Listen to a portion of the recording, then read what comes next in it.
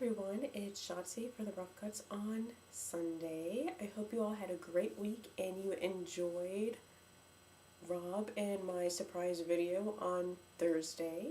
And also, hope you've checked out Truth Globe 2010 on Kate Reed's Books' page. It's a lot of fun.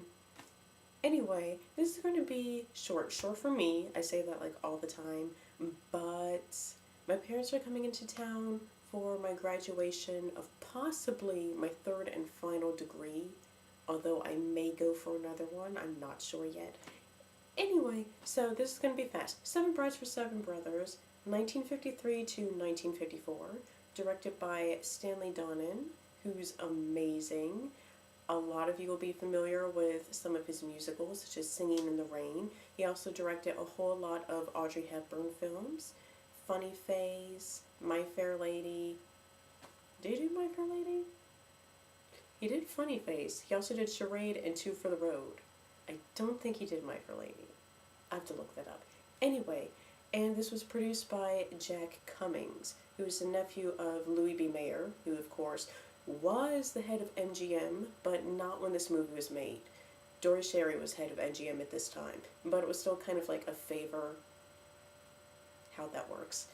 Anyway, this is a great movie.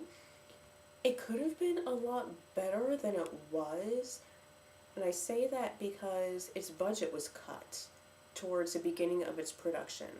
Because at the time they were making Brigadoon with Sid Charisse and Gene Kelly, not one of my favorite musicals, and if you ask my mom about it, she thinks that movie should have never been made because it's depressing.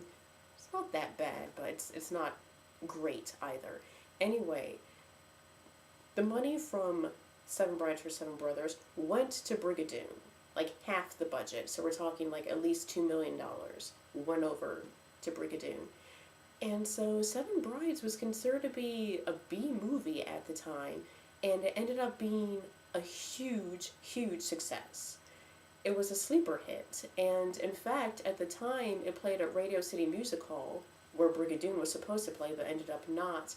And this, for that time, ran longer than any other film at Radio City Music Hall. And it's spectacular. You had Michael Kidd, who did the choreography.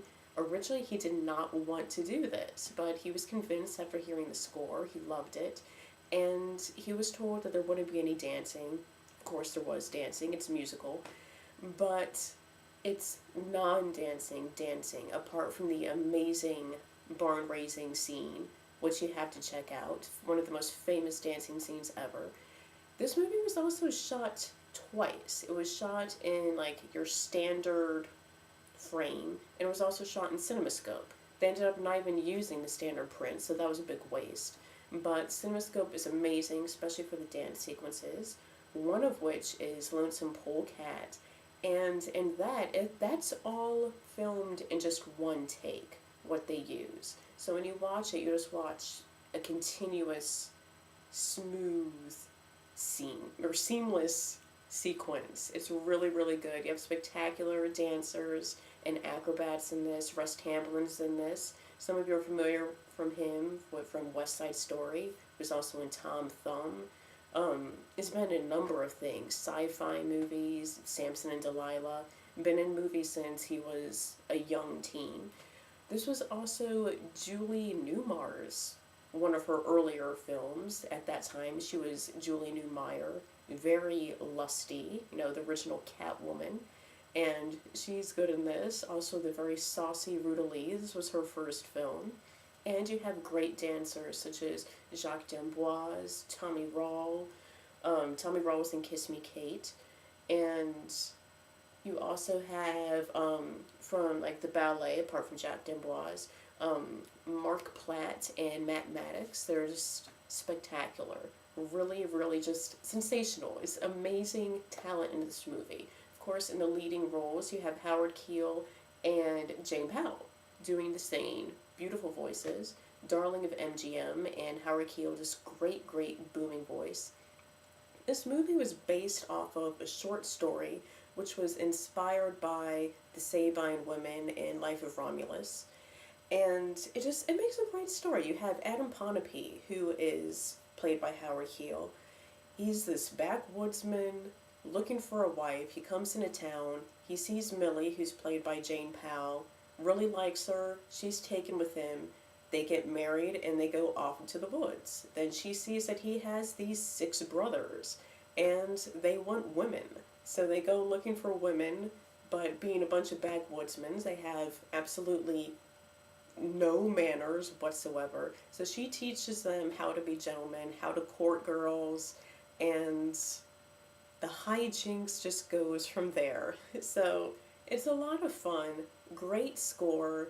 Great score by Gina Paul, lyrics by Johnny Mercer, who was just an amazing lyricist. And it's a fun movie. And for a B movie, it was spectacular. It was nominated for several Oscars, and it won for, best score, Gina Paul, Johnny Mercer.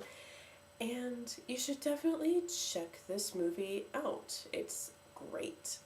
Anyway, I will see you all next week. Until then, goodbye.